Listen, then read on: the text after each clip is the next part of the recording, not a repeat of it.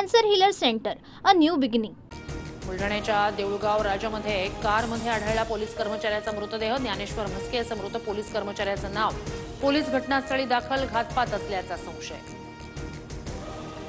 पंतप्रधान मोदींकडून नागपुरातील माधव नेत्रालयाच्या विस्तारित प्रकल्पाचं भूमिपूजन। संघ भारताच्या राष्ट्रीय संस्कृतीचा कधीही न मिटणारा अक्षयवट, मोदींचे गौरवोद्गार। संघाच्या पसंतीचा राष्ट्रीय अध्यक्ष पाहिजे असल्यानं मोदींचा दौरा, आपला राष्ट्रीय अध्यक्ष होण्यासाठी संघाचा दबाव, संजय राऊतांचा दावा। राज्यभरात मराठी नववर्षाचा उत्साह। गुढीपाडव्यानिमित्तानं राज्यभरात शोभायात्रा, शोभायात्रेत मर्दानी खेळांचा ढोल ताशाचा गजर। 2.5 वर्ष महायुतीनं केलेल्या कामाचं विजयाच्या गुढीत रूपांतर। नव्या सरकारमधील पहिली इनिंग सुरू। विकासाच्या गुढ्या उभारून राज्याला पुढे नेणार, उपमुख्यमंत्री शिंदेंची प्रतिक्रिया। मनसेचा आज गुढीपाडवा मेळावा। गुढीपाडवा मेळाव्यात राज ठाकरे काय बोलणार, याकडे राजकीय वर्तुळाचं लक्ष।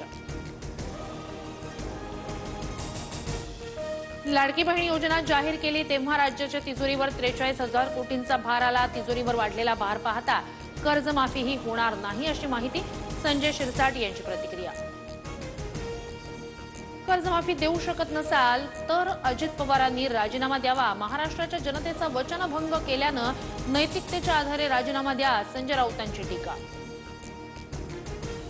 राजस्थानचे राज्यपाल हरिभाऊ बागडे अपघातातून थोडक्यात वाचले। बागडेंच्या हेलिकॉप्टरमध्ये तांत्रिक बिघाड, धूर निघाल्यानं हेलिकॉप्टर पुन्हा खाली उतरवलं।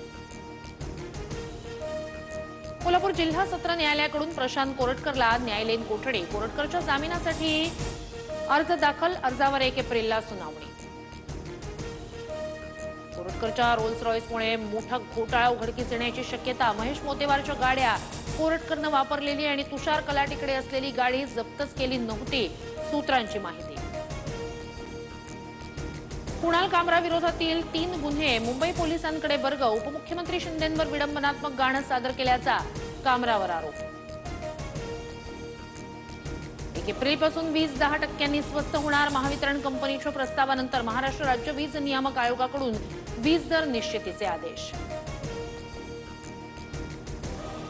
मुंबईच्या तापमानात अचानक वाढ। मुंबईतील तापमान 36 अंशांवर। आजही मुंबईचा पारा चढाच राहण्याचा अंदाज।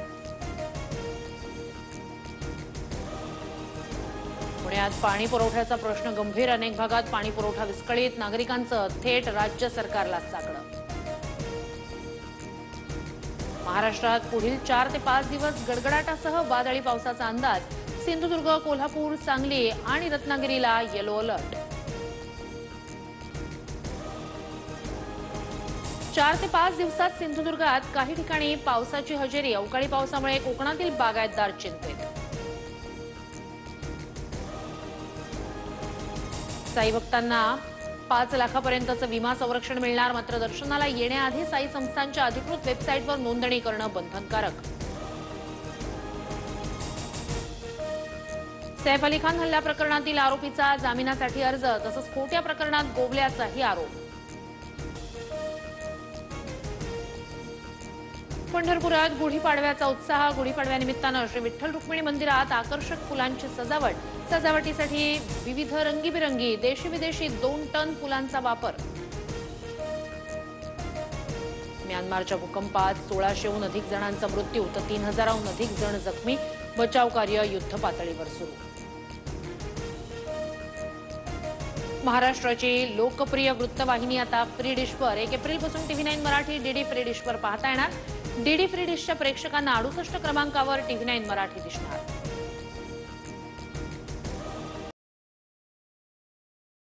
Cancer healer centre, a new beginning.